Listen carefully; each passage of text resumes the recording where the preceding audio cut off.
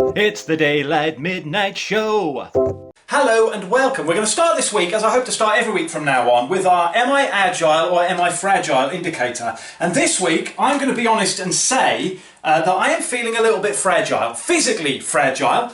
Mentally, emotionally, spiritually, everything's okay. But as I'm sure I've mentioned before, I have problems with my back. And today's not a great day, so I am feeling a little bit fragile. I'm trying to think of a way to describe to you the kind of stiffness and discomfort I've got. So I thought, if we use the James Bond films as a scale, and the worst James Bond film for me, Die Another Day, the best James Bond film, probably Skyfall, so that's the range we're looking at. And with Skyfall being the highest, and with Die Another Day being the lowest, so this is the highest pain, this is the lowest pain, I reckon the level I'm at is about the world is not enough. So I hope that makes it perfectly clear for you. Right, let's do our snake of the week. Now I said last week I hoped that every week you would see an improvement as I put up the different snake drawings. I think this one's a lot worse, but like the rules for the rest of the show, we don't re-edit, we don't redo it.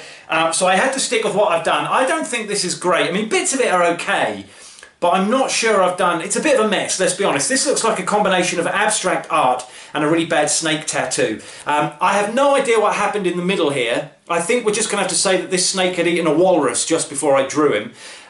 It's got like a rattlesnake tail, but it's not in proportion the way a rattlesnake would be. The design on the head is different to the design on the body. I thought it needed some colour. But what I've done with the green pen is kind of a mixture of fish scales and snake skin. And for some reason I've given him a tattoo of another snake on his body just to fill in the gap. So, rightly or wrongly, that is our snake of the week. So that replaces this guy. See, I still think last week's was better, although slightly cartoonish. But it doesn't matter. This is our snake of the week. And a thought did occur to me this morning that as we're now doing a snake of the week, maybe we could do a snake fact of the week, because the reason I'm doing this is because in the first episode we did this online quiz and it said that if we were a pet for somebody else we would be a snake, which surprised me. And I don't know that much about snakes, so I thought maybe every week I could look up a new fact and share it with you, and between us we would learn about snakes as the week went on. Not sure, but I guarantee you there will be another snake next week, and hopefully I'll have a bit of time to practice and the drawing will be slightly better. So next on my list, we do now have a list, by the way, a proper chart. It's not all just notes from my phone this week. I talked about the idea of having like an interesting person of the week. So maybe someone from history that you wouldn't have heard of that I knew about, or someone with a name that was appropriate to the way their life went. One of those kind of stories. And while I was thinking about whether to do this or not, an interesting thing happened. The England World Cup football squad was announced last week.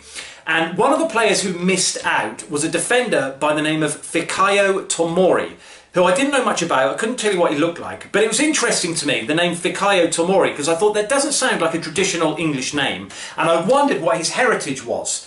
So I thought he's obviously moved here from another country and has been here long enough to qualify to play for England. I thought the name looked Japanese. I'm aware of the fact that he plays in Italy, so I thought maybe there's an Italian connection. So I looked him up, and it turns out he's from Canada. So he was born in Canada, moved to England when he was very young. That's why he qualifies to play for England. But his parents are Nigerian, which means his full name is, and I really hope I can do this justice because it's wonderful, his full name is Oluwafikayomi Oluwadamilola Tomori. Now to me that's not a name, that is poetry. I can understand why he just goes by the name Fikayo to keep it shorter. Imagine trying to put all that on the back of a shirt with every letter on there. But I just think it's a wonderful name. And I'm not saying I wish my parents were Nigerian. I'm just saying that when you live in a country where the current king is called Charles, the next king will be called William, and the king after that will be called George, it's nice to know there are countries on earth where people have names like Oluwafikayomi Oluwadamilola Tomori. Wonderful. That brings me to our thought for the day then, and my thought for the day this week is, why do I bother keeping a diary?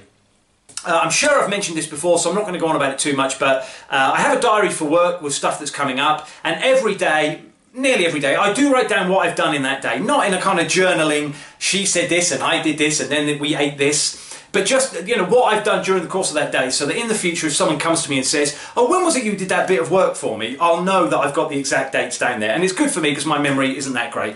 But something I've noticed is I never look back at these things anyway, unless a specific question comes up about a specific thing. I never look back through them. I never just go, wonder what I was doing on October the 11th, 2004. I know, I'll go and have a look. I just don't do that. I don't look back in that way. And what I've also found is, on the days when I'm not thinking about it and I haven't written stuff down, I can remember those days really, really clearly. When I write stuff down, it becomes like a written word that I remember, and I forget what I actually did in that day. So I'm wondering whether me keeping a diary is actually making me more forgetful about what I've done. Just a little thing for me to think about. Next on the list, weird news from my weird life. I've just finished my 50th birthday. So I'm 53 and a half, almost exactly 53 years and 6 months old. And I've just finished my 50th birthday celebrations. I didn't want to have a party, I didn't want to have a holiday, so what I did is I decided to go and see a lot of bands and acts that I'd never seen before that I'd always wanted to.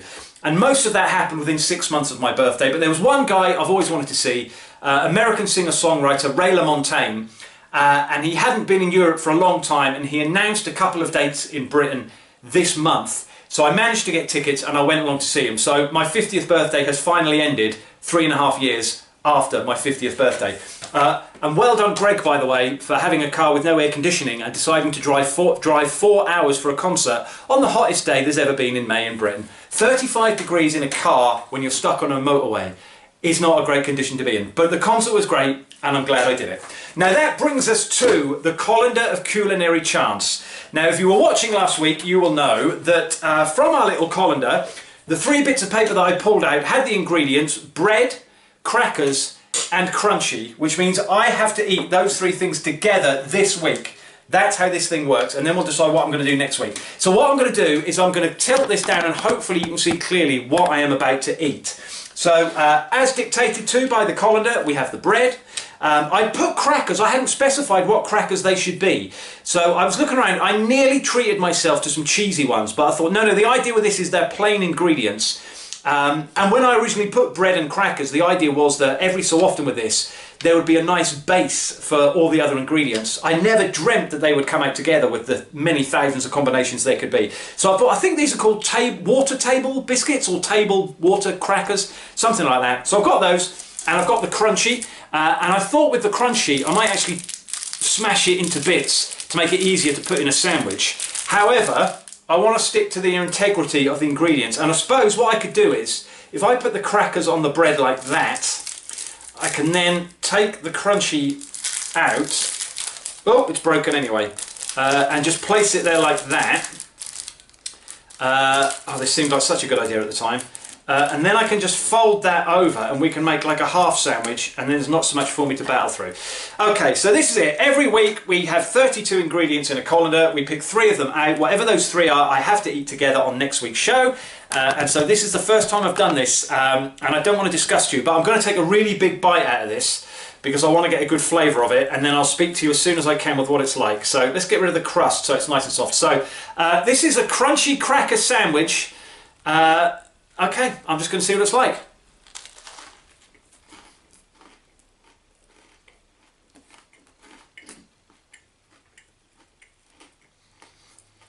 I mean, texture-wise, there's a lot going on there. You know, very crunchy from the Crunchie. The crackers are very crunchy. The bread is very soft. The chocolate and bread is weird, which surprises me because, you know, you have chocolate spread and stuff like that. But I'm going to go in for a second bite, but I mean, it's not bad, but this isn't something that I would be necessarily, you know, putting together for my parents when they come round for a Sunday evening meal. No. I think it's going to be a very simple yes or no. That one is very much a no. So let's find out what we're going to do next week then. This is how it works. We take the colander, we tip all the ingredients into it, and then I pull out 3 at random. There are 29,760 different possible combinations, and the ingredients from 1 week go back in. So Crunchie, crackers and bread are still in here, so that's been nicely mixed up. I hope you can see that I'm doing this quite fairly. I'll pull one out. I'll open it for me at the same time as you. So next week we will be having honey. That Crunchie is really stuck in my throat. Ingredient number 2 will be cold rice, so I have to cook some rice and then eat it cold with some honey on it. And alongside that, ingredient number 3 will be this bit of paper, and ingredient number 3 is crab sticks.